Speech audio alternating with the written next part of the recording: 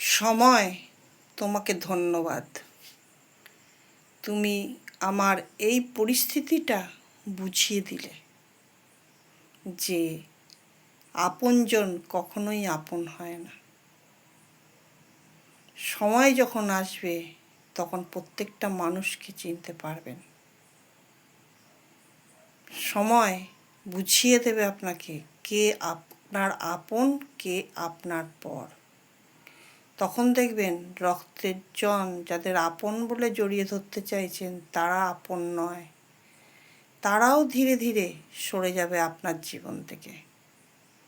কারণ সেই সময়টা হয়তো আপনার খুব খারাপ পরিস্থিতিতে আছেন, তাই তখন রক্তের জনরা বা আপনজনরা পালিয়ে বেড়াবে আর পালাই করবে। তাই সময়কে ধন্যবাদ দিন, সময় থাকতে যেন আপনজনদের চিনতে পারেন।